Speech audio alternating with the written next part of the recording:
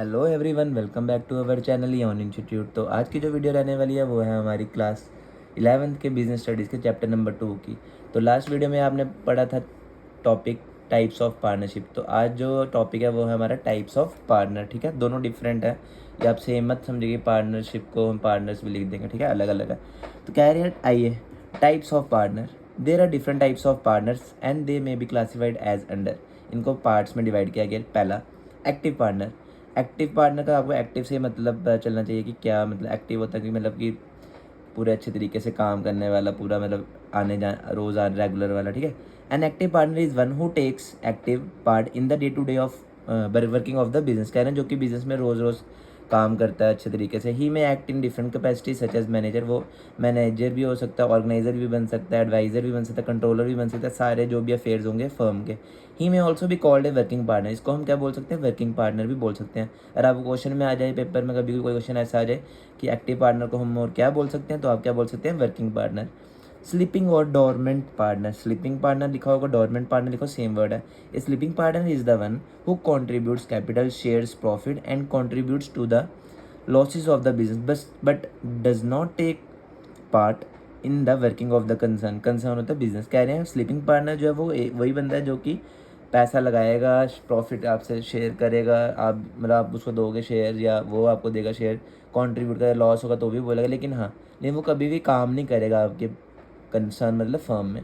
A person may have money to invest but he may not be able to devote time for the business. कह रहे हैं उसके पास पैसा तो है लेकिन वो कभी भी आपके बिजनेस में टाइम नहीं निकाल के आ सकता। Such a person become a sleeping partner. उसको हम क्या बोलते हैं, स्लीपिंग पार्टनर बोलते हैं। चलिए आगे करते हैं हम। नॉमिनल पार्टनर क्या है? Nominal partner is one who lends his name to the firm. जो कि अपना नाम देता है। He does not contribute any capital not does he shares profit of the business. ना ही वो उसमें से शेयर लेता है कोई प्रॉफिट का, ना ही उसको कोई लॉस अगर कोई हो रहा है वो भी नहीं करेगा। बस ये है कि वो अपना नाम देता है कि हाँ मैं भी आगे से पार्टनरशिप में हूँ। ठीक है, ना ही कोई वो पैसा लगाता है। He is known as a partner to the third parties. ये पार्टनर बोले जाते हैं इसको हम थर्ड पार्टीज का। ठीक है, जितना there are two types of nominal partner. First one, nominal partner by estoppel. Second one, nominal partner by holding out. कह रहे हैं पहला वाला, when a person is not a partner, जब कोई पर्सन पार्टनर नहीं है बट पोजेस हिम, लेकिन अपने आप को पार्टनर बोल, चाहे बोल के चाहे लिख के या किसी भी तरीके से, उसको हम क्या बोलते हैं, पार्टनर बाय एस्टोपल।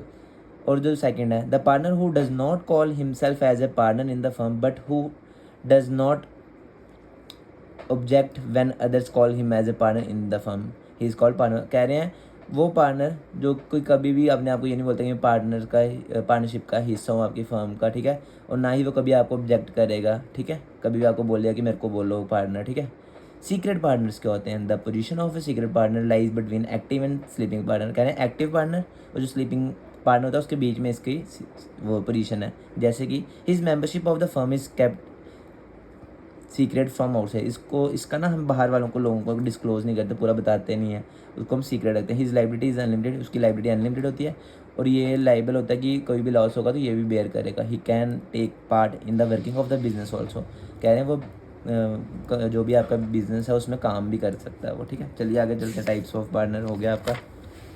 अब जो टॉपिक है वो हमारा बड़ा इंटरेस्टिंग और सिंपल सा टॉपिक है, पार्टनरशिप डीड। पार्टनरशिप डीड क्या होती है? डीड का मतलब आपको मैं सबसे पहले बता दूं कि डीड होता है हमारा एग्रीमेंट। ठीक है, चलिए अब करते हैं। पार्टनरशिप तो हमने पढ़ ही लिया। Partnership arises out of a contract among partner. Partnership कब स्टार्ट होती है, कब बनती है? जब कॉन्ट्रैक्ट होता है पार्टनर्स के बीच में। दिस कॉन्ट्रैक्ट और एग्रीमेंट में बी ओरल और इन रिटर्न। या तो वो ओरल में होगा या तो वो रिटर्न में होगा। An understanding in writing is preferable to avoid misunderstanding later on. लेकिन कह रहे हैं अगर आप समझो कि अगर आप लिख के देते हो तो आपको फ्यूचर में कभी भी कोई भी मिसअंडरस्टैंडिंग नहीं होगी। A document contains term and condition of the partnership agreement is known as partnership. जिसमें अगर टर्म्स एंड कंडीशन लिखी जाती हैं उसको हम पार्टनरशिप एग्रीमेंट बोलते हैं, या फिर हम उसको पार्टनरशिप डीड भी बोल सकते हैं। द टर्म्स एंड कंडीशंस, इसमें क्या क्या आते हैं? Rules and regulation are put in writing on stamp paper. एक स्टैम्प पेपर में आकर सबके आपके रूल्स वगैरह रेगुलेशंस क्या हैं, उसके नियम क्या क्या बनाए हैं आपने, कोई भी टर्म्स एंड कंडीशंस हैं, शर्तें क्या हैं, ठीक है, वो सब लिखनी है। It also contain duties and responsibility of partner. इसमें आपकी ड्यूटीज़ क्या है पार्टनर की, ठीक है, रिस्पॉन्सिबिलिटीज़ क्या हैं। अब इसमें ना कुछ कंटेंट्स आते हैं। ठीक है, the common content of a partnership deed are as follows. कह रहे हैं कि आप दे दिए कंटेंट्स क्या होते हैं, जिसमें कि आपका आता है नाम, नेम ऑफ द फर्म, क्या नाम है आपकी फर्म का, name and addresses of partner, ये सिंपल आप पढ़िएगा खाली, मैं खाली रीड ही करा रहा हूँ, ठीक है, ये तो आपको पता ही है। Name and addresses of partner, name of business which the firm will carry, place of business, capital contributed by each partner, profit sharing ratio of the partner, rights and duties of the partners in managing the business, maintenance of accounts, maintaining of bank accounts, provision for admission, retirement of partners, rate of interest on capital and drawings, salary or commission to partners, settlement of payment on retirement और death। ठीक है, ये सब जो है ये क्या है, पार्टनरशिप डीड के कंटेंट्स हैं। मतलब जब आप पार्टनरशिप करेंगे किसी भी अपने फ्रेंड के साथ या किसी के साथ भी, तो आपको ये कंटेंट्स भरने पड़ेंगे, तो ही आप उसके लिए एलिजिबल हो, वरना आप नहीं हो, अगर आप रिटर्न में एग्रीमेंट बना रहे हो, ठीक है। अब आप कभी भी कोई भी किसी से पार्टनरशिप करोगे तो आप कोशिश करेगा उसके साथ पार्टनरशिप डीड ज़रूर बनाइएगा, ठीक है। और आपको अगर पता कोई बंदा आ गया, आपका कोई रिश्तेदार या कोई भी आपका फ्रेंड कर रहा है किसी के साथ, तो उसको भी ये सजेशन ज़रूर दीजिएगा, ठीक है, क्योंकि आपको तो पता चल गया इसके बारे में क्या है। अब आगे इसका रजिस्ट्रेशन क्या है, पार्टनरशिप फर्म की कैसे होती है रजिस्ट्रेशन, ठीक है। उसका कुछ प्रोसीजर है, प्रोसीजर भी मैं ज़्यादा डीप नहीं बताऊँगा, मैं आपको पहले बताता हूँ क्या क्या होता है। सबसे पहले तो आपको फाइल करनी, एप्लीकेशन को फाइल करना पड़ता है, फिल करना पड़ता है, सॉरी, फिर उसका सर्टिफिकेट होता है, बस यही है, ज़्यादा कुछ नहीं है। उसमें आपका वही एप्लीकेशन नाम क्या है, प्रिंसिपल प्लेस क्या, कहाँ पे आपने करना है, बिजनेस नेम और एड्रेस क्या, पार्टनर्स का किस डेट में उन्होंने ज्वाइन किया है, कितने पीरियड के लिए किया है आपने, साल के लिए, 2 साल के, क्या आपका ऑब्जेक्टिव है, और सबके साइन होने चाहिए, ठीक है। और उसके बाद जो रजिस्टरार होता है, जो मतलब आपको पार्टनरशिप डीड का वो दे देगा, डॉक्यूमेंट सर्टिफिकेट दे देगा, वो साइन किए होना चाहिए उसका, बस इतना सही है, ज़्यादा मुश्किल नहीं है। नीड्स क्या है रजिस्ट्रेशन, क्या ज़रूरत पड़ेगी है, एडवांटेजेस टू द फर्म, आपको फ़ायदा ही हो, कल को आपको कुछ कोई बोलता कि नहीं मेरा बिजनेस है, ये तेरा बिजनेस नहीं है, मेरा बिजनेस है, तो आप उसको दिखा सकते हो भाई सबका बिजनेस है। एडवांटेजेस टू क्रेडिटर्स, कल को आपको उधार लेना किसी से, तो आप आराम से आपको पैसा मिल सकता है। एडवांटेजेस टू पार्टनर, सबको है कि सब अपने तरीके से, कोई भी अगर कहीं लड़ाई होती है किसी की फ्यूचर में, तो आप बहुत बता सकते हैं उसको। एडवांटेज टू इनकमिंग पार्टनर, नया कोई पार्टनर आ रहा है उसको भी फ़ायदा होगा, इससे वो देखेगा अच्छा इनकी रजिस्ट्रेशन हुई है। Advantages to outgoing partner, कोई बाहर जा रहा है तो उसको भी फ़ायदा कि मेरे पास एग्रीमेंट था तो मैं बाहर जा सकता हूँ, किसी की डेथ हो जाती है, ठीक है, कुछ भी।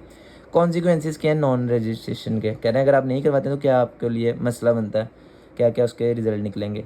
First, A partner of non registered firm can not file A case against the partnership firm, कभी वो कोई केस फाइल नहीं कर सकता पार्टनरशिप फर्म के। Second, A partner of a non registered firm can not file A case against any other partner of a non registered firm, कह रहे कोई नॉन रजिस्टर्ड फर्म का पार्टनर है वो कभी भी किसी के ऊपर, किसी भी पार्टनर के ऊपर केस फाइल नहीं कर सकता। And third one, N unregistered firm can not file A recovery suit against third party, आप किसी से भी पैसा अपना रिकवर नहीं कर सकते हैं।